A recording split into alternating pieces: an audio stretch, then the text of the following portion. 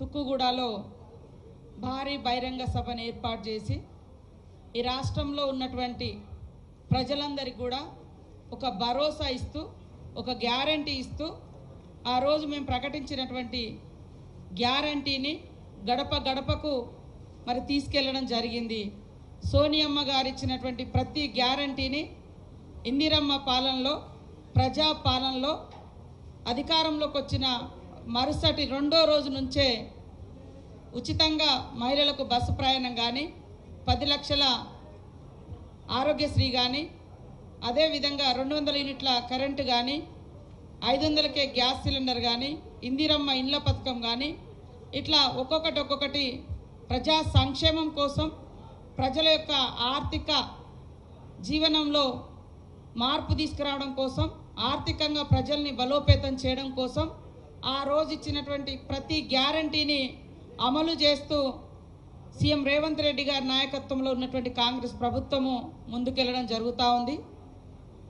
ఆనాడు ప్రజలందరూ కూడా కాంగ్రెస్ పార్టీని దీవించి ఆశీర్వదించి మమ్మల్ని అధికారంలోకి తీసుకురావడానికి ప్రధాన వేదిక ఆ రోజు ఇక్కడ తుక్కుగూడ భారీ బహిరంగ సభ.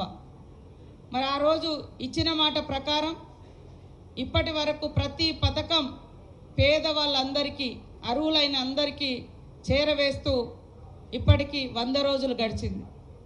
మరి 100 రోజుల తర్వాత ఇప్పుడు పార్లమెంట్ ఎన్నికలు రావడంతో కోడున్న రీత్యా ఇంకా కొన్ని పథకాలను ఇంకా అమలు చేయకపోయినప్పటికీ ప్రజలందరూ కూడా ఎంతో ఆశతోటి నమ్మకంతో ఉన్నారు.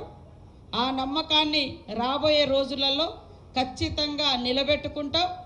అదేవిధంగా ఇదే తుక్కుగూడ వేదికగా నేషనల్ మేనిఫెస్టో మా పెద్దలు గౌరవనీయులు మరి ఏఐసిసి ప్రెసిడెంట్ గారు మల్లికార్జున ఖర్గే గారు, రాహుల్ గాంధీ గారు, ప్రియాంక గాంధీ గారు, సీఎం గారు మరి మిగతా సోదరులందరూ కూడా ఈ యొక్క నేషనల్ మేనిఫెస్టోను విడుదల చేస్తున్న సందర్భంగా జరుగుతున్నటువంటి జనజాతరకు అశేషంగా తరలి వచ్చి దేశంలో కాంగ్రెస్ ప్రభుత్వం ఏర్పాటు కావడానికి ప్రతి ఒక్కరు కూడా దీవించాలని ఆశీర్వదించాలని కోరుకుంటా ఉన్నాం.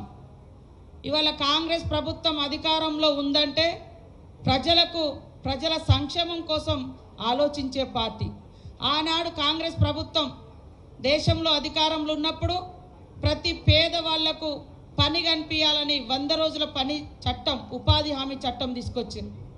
ఆహార భద్రత చట్టం, విద్యా హక్కు చట్టం, అదేవిధంగా పోడు భూముల హక్కు చట్టం, ఇట్లాంటి అనేక గొప్ప గొప్ప చట్టాలు తీసుకొచ్చి ప్రజల యొక్క ఆర్థిక భారాన్ని తగ్గించి ధరలు అదుపులో ఉంచి ప్రజాపాలన కొనసాగించింది కాంగ్రెస్ ప్రభుత్వం.